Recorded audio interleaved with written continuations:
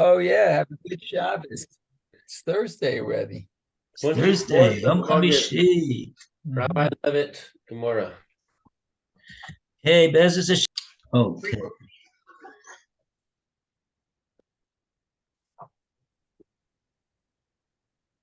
Rabbi Yosef. We're up to Rabbi Yosef. Okay, we had a kasha, and Rabbi Yosef was coming to answer the kasha on Kuf Yud Gimel Amid Base.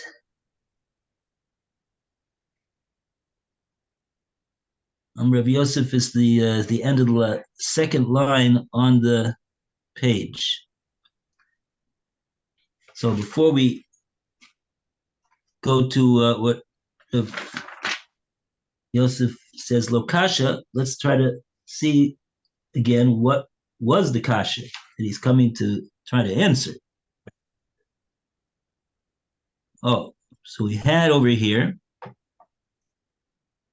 on the bottom of Amud Aleph 113a that we saw that Rabbi Akiva held. Yeah, we're gonna. Who is it again? Rabbi Yosef. Rabbi Yosef is coming to answer a seeming contradiction between the words of Rabbi Akiva in the Brisa in regard to the Yisrael and the Kanani that go to Bezdin, where he said over there that Ein Boin Olav Bakifin, Bezdin is not allowed to do any tricks in order to get that the Jew is going to be exonerated from liability to the Goy, Mipnei Kiddush Hashem, because of Kiddush Hashem. Mm-hmm. And whereas over here, the Gemora brought another.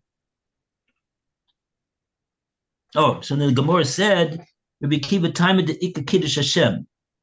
The whole reason is that they should not do any of these things to the Goy is because of Kiddush Hashem.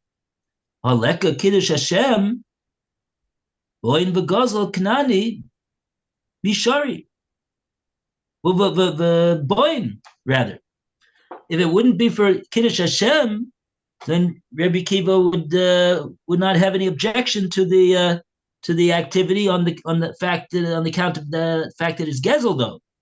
The Gemara says Gezel Kanani Mishari is stealing from a non-Jew. Is that permissible? And yes, then the Gemara, what's that? And then Nothing. the Gemara brings a contrary brisa that Rabbi Shimon Dabar Zeh Darash Rabbi Akiva Kishaba from some place, Asfirin, and he said Benayin legezel haknani shehu asur. He brings a raya from the Torah. Where do we know that a gezel from a Kanani, it really means a non-Jew? We're not talking about a Canaanite. That was just because of the censor that we have the text from a Canaanite. Where do we know that it's Asur? And the Gemara brings a pasuk. Akre ningbakar geula tielo. After he has been sold, so then he must be redeemed. Meaning he must be redeemed with a Jew that was sold to a non-Jew. So he now has to be redeemed by paying money to the non-Jew, and therefore, and he's not allowed to just get him away from the Goy. The Goy made an acquisition. He bought him fair and square, and to take him away from the Goy would be an act of Gezel. And that's where Rabbi Akiva brings the proof from the Torah that Gezel from a non-Jew is Asur. So here we have a contradiction. On that, Rav Yosef is coming to resolve the contradiction. And this can be found on the end of the second line from the top of page Kuf Yud Gimel Amid Beis. Homer of Yosef, Lo Kasha. So, what's that?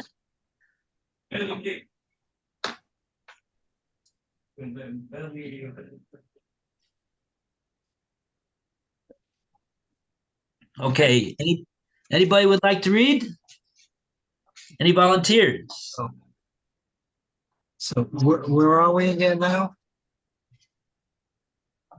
We're on page 113B, Okay. right at the top of the page. So it should be the first page in your art scroll. Very just 115B1, and it's the middle of the first of the left-hand column. The Gemora suggests a solution.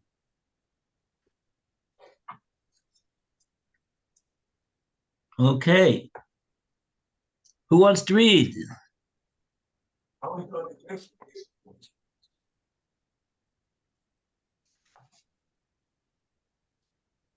Have you got that, Alan?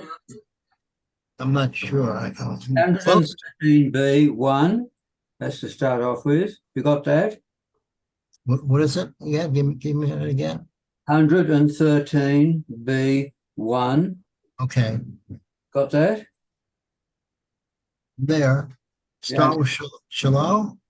Now it's the middle of the left-hand column.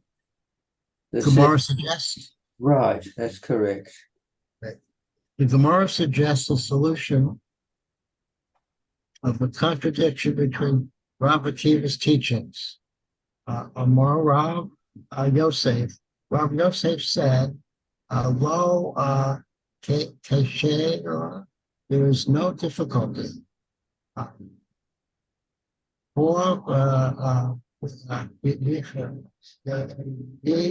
because this example, the first really applies to a Canaanite, Bagar to Shah, whereas this, the second ruling applies to a resident alien. This suggestion is rejected. Amale Abaya said to Rav Yosef, Bahora to you, Gabi to see that. But both the Canaanite and the resident alien are mentioned together in the aforementioned verse, which prohibits stealing a Jewish servant from his master, as evident from the following brisa. I have a lot of noise from the construction they're doing. Yeah. He will sell himself not only to you, but even to an alien. Legay, Shandamar, as it's stated to an alien.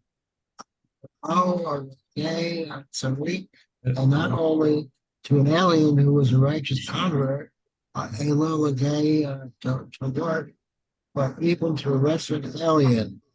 Shandamar, this was stated to an alien who resides, when the verse then states the family of an alien, it said,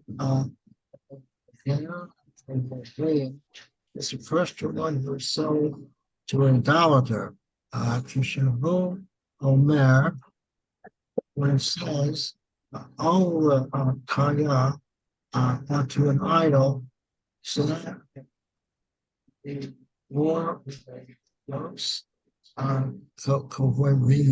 This refers to one who is sold to idolatry.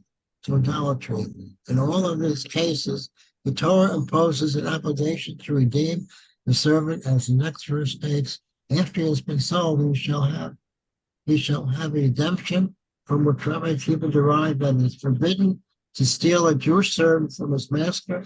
Is also evident that the prohibition of robbery protects an idolater as well.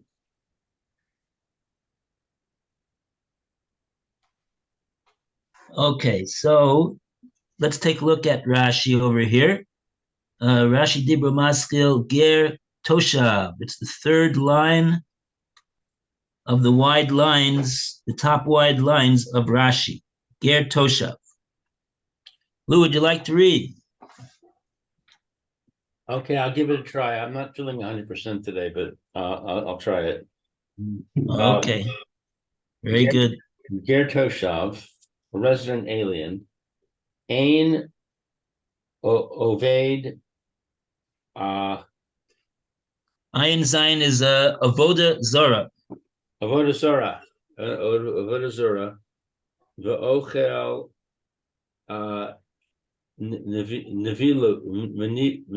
Nevelos. So he's not a worshiper of Avodah Zorah, but he eats nevelos. In Avoda Zora ve'ochel nevelos, but he does eat nevelos. Nevelos is an animal that was killed without shchita. Right. Yeah, basically any right. Any a kosher animal. A nevela is specifically a kosher animal that could be shechted and eaten properly, but it died without a proper shchita. I see.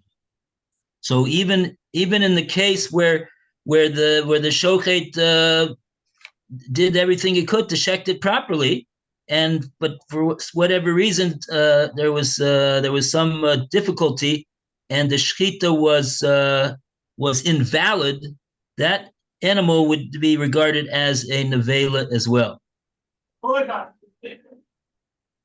Not only an animal that was just died without the shechita, any type of shechita.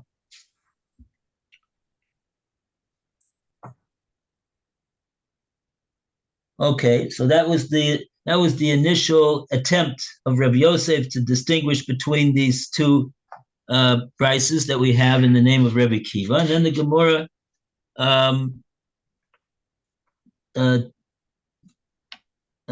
asked on that distinction that Rav Abaye said that no, hatrovayu gabe hadodek sivi, both the Ger Toshav as well as the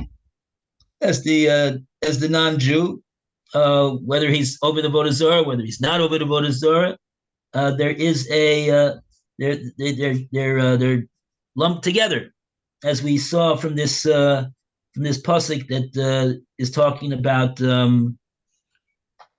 what's the pasuk talking about?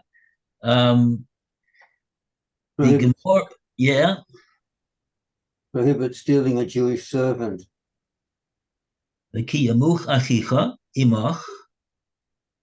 your brother will come upon hard times, nimkar lach, and he will be sold to you, and not only that he will be sold to you, a Jew, lo lecha, only ella, to a ger, as the pasuk says, v'nimkar ger, and not a ger tzedek, not an actual Jewish convert who is a Jew, ella leger toshav, someone who is a ger toshav. He's really a 100% goy, except that he was committed to not serving avodah zarah anymore. Shenemar, we have a pasuk for that too, that it says that he sold to a ger toshav. Mishpachas ger. Mishpachas ger.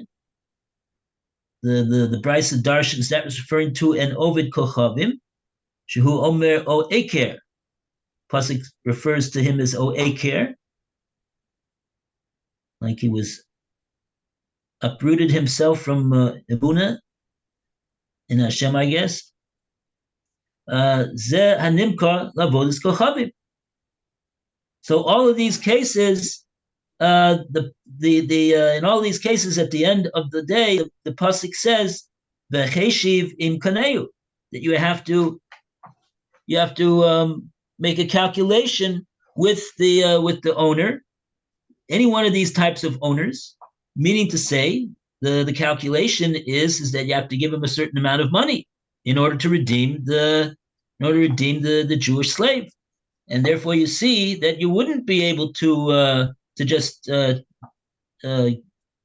steal the slave away from this goy because there's no prohibition against stealing from a goy. And now we got the Rashi over here. Rashi di Ramaskel v'lo lecha ela lager. I'll read this Rashi maybe. Okay. V'lo lecha ela lager. I see Lou's not feeling so well, unfortunately. Feel better, Lou. So Rashi says over here, but Kedushin he. This is a Gemora in Kedushin. That the Gemora, our Gemora here in Bava Kama is quoting, Ube Erechin, and also in another place as well, Kama Kasha Avka Shel Shvius. Really, the Gemora over there is not talking about Gezel per se. It's talking about how severe is a violation of the halachas of Shvius, of the sabbatical year in Eretz Yisrael. Adam shenoseh v'nosein b'peres shvius, a person who's doing business with the fruits of the sabbatical year. Sof mocher es atzmo, at the end of the day, he's going to end up selling himself as a slave.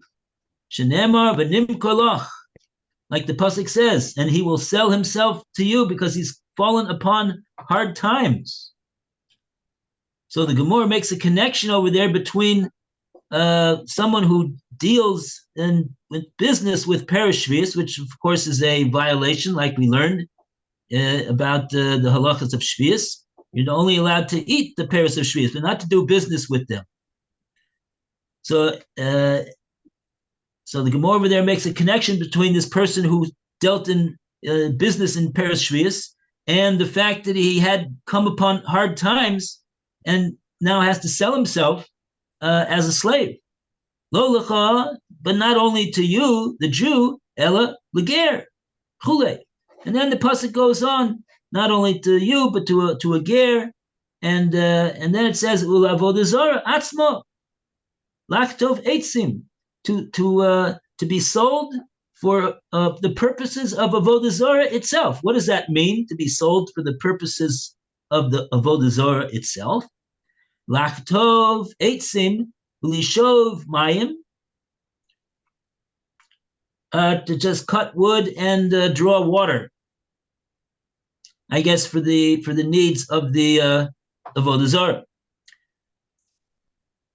Chas v'sholom, not to do avodah zara. Let's see. V'akulu koi geula tielo. And in all of these cases where the Jew had to sell himself, the pasuk at the end says geula tielo. He shall be redeemed. There should be a redemption for him, meaning that a Jew is going to have to come forward and pay his way out. Alma. So we see from there, Gezel Kanani, the censor says, really means Gezel of a goy, Asur. We see that it is forbidden. And the point over here is that we see not only that Gezel from a Jew or even a ger toshav who's accepted upon himself to not worship avodah zarah is it asur to steal from, but even a goy who has not accepted upon himself anything to not serve avodah zarah, even from him, we're saying that he's that the Jew is not allowed to just steal him away from such an owner. So therefore, the the answer that Rabbi Yosef gave, Abaya seems to have refuted. So we can't make such an answer. And now the Gemara continues with Ella, Omar Rava. Rather, we have to say according to what Rava says. And the Ella signifies that we have, in fact, rejected the answer of Rav Yosef. Okay, now we go to Roy to continue the reading. Ella Omar Rava, Rava, Lo Kashia. There is no difficulty. Cain, because here in Rabbi Akiva's second ruling, the reference is to robbing him.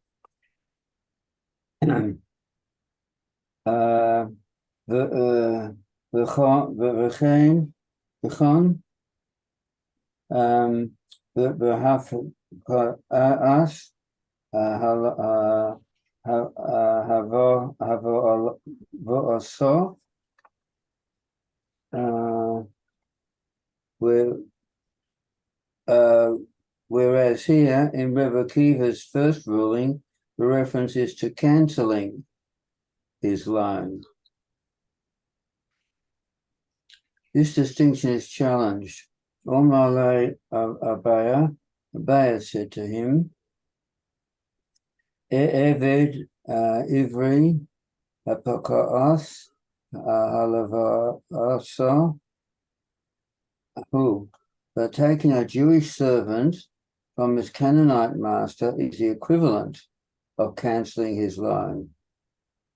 And yet Rebbe Akiva derived from the Torah that this too is forbidden. The Gemara shows how Rava would defend his answer from the challenge. Rava is following his opinion, stated elsewhere. Do'amar Rava, for Rava has said, Eved Ivri Gu'ufu Konoi, the body of a Jewish servant is owned by his master for the duration of his term. Hence, in Rava's view, taking a Jewish servant from his master is actual robbery and not just the cancellation of a loan. Okay. So what's Rava's essential answer over here? He's saying that the Rebbe Akiva, in the case of the Eved Ivri, or the case of the Eved Ivri, or the sells himself to a non-Jew. So over there, that would be outright gezel, because Rava holds that that's that when he sells himself like that to a non-Jew, it's not simply just a he's working for him, and he owes him and he owes to work for him because he paid a certain amount of money for him, and so then so therefore somebody is gonna take the Eved from the goy. It wouldn't be Gezel Gomor, wouldn't be outright robbery. It would just be rather not honoring an obligation that he's chayav to work for the goy. Just like not paying a loan. Somebody loans somebody money, so if he doesn't pay him back, we don't say that he's guilty of gezel. He didn't steal anything from the one that he borrowed the money from, technically speaking. He just didn't pay back, which means that he didn't do what he was obligated to do. He was obligated to pay him back, but that is not per se gezel. So that would be the case. That would be the case according to Rebbe Akiva, in the case of the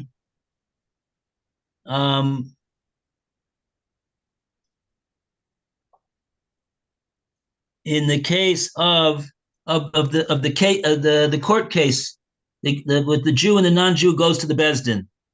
So over there, the issue over there was, does the Jew owe the money to the goy for something that he did or didn't do, whatever it was, but he didn't steal anything from him. That was not the issue. But for the Beis Din to try to exonerate the Jew would be a case of hafkas halva.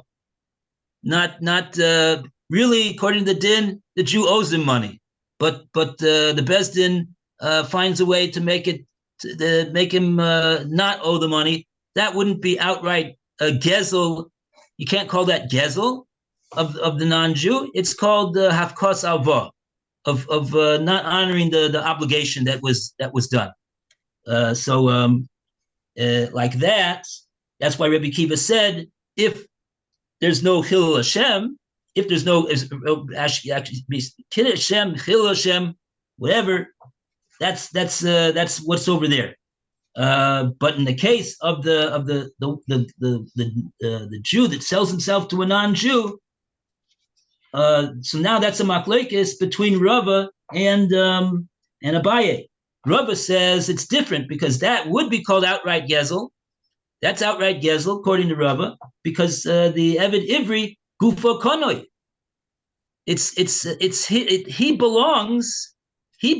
The Jew belongs to the goy now. So if you're gonna not pay him and take him away, that would be outright gezel, according to Rava. So that's why Rava says. That's why Rabbi Kiva says in that case that over there. That's outright gezel, and that would be usher. That's why the pasuk says that you can't do that. You got to pay. You got to pay him. And Abaye did not accept it as a good proof because he holds that the body of the Jew is not acquired by the goy. It's also simply a case of comparable to paying back a loan. And nevertheless, the Torah says that it's usher. So according to Abaye, the answer is not accepted. But the Gemora explains that Rava goes according to his view that the actual body of the Jew was acquired by the goy and therefore would constitute gezel, and therefore there is a distinction over here being made between these two brises, where Rabbi Kiva says gezel would be aser, but hafkas alva would be mutter.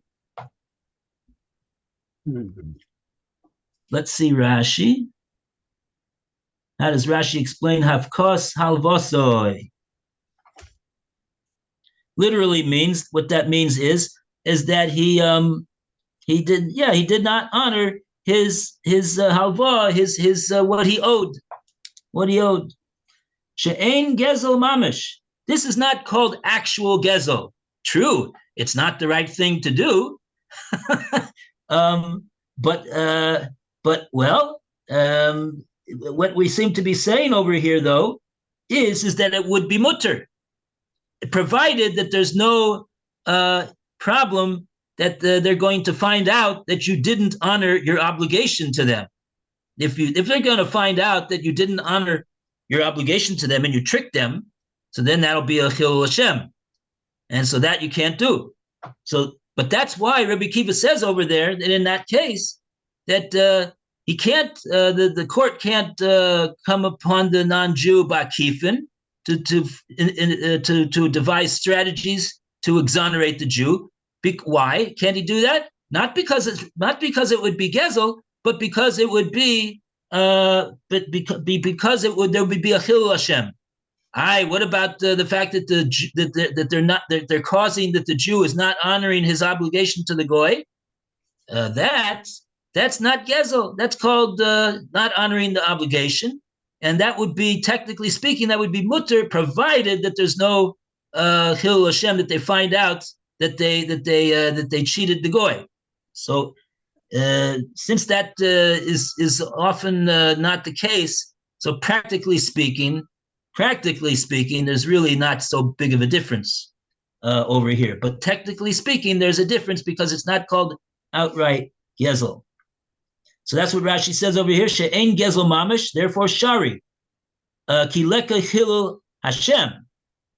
As long as there is not any, because there's not a case of chilul Hashem. That's what we're saying. And then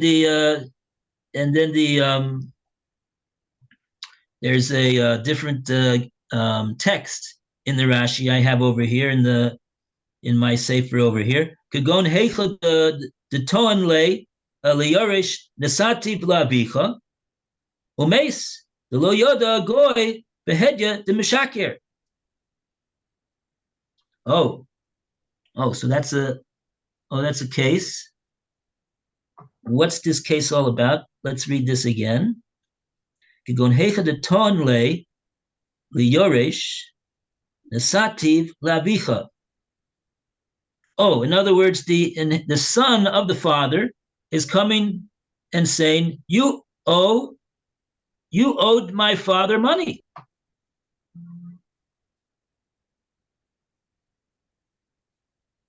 Heka the ton le the liyorish. No. Yeah, well, yeah. That's what the yorish. That's what the inherit. That's what the son of the deceased is doing. He's saying you owed my father money, and he's saying that no, I paid your father. That's his claim. His claim is I paid your father. The Toanle, where he's the Jew, is saying that I paid Liorish. I paid your.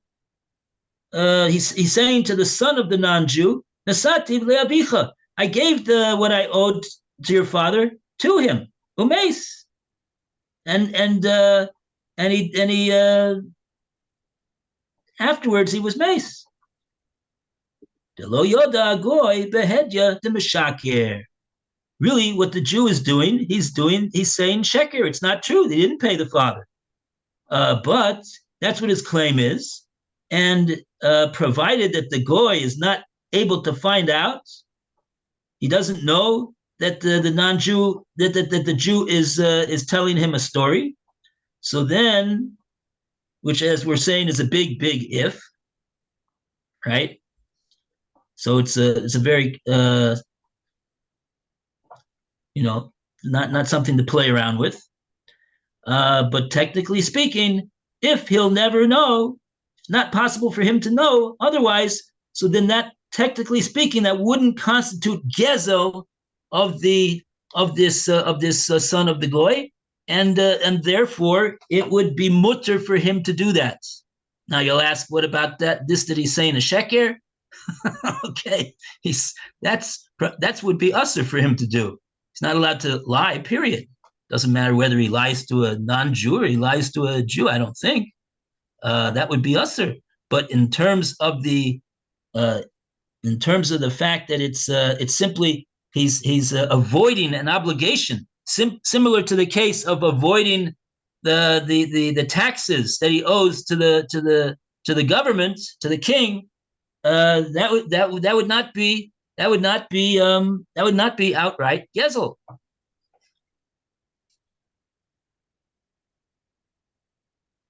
Not outright gezel. You're just not giving to this non-Jewish tax collector the what you owe him. You do owe him, because he bought the right to collect taxes from you, from the king, and you owe him. But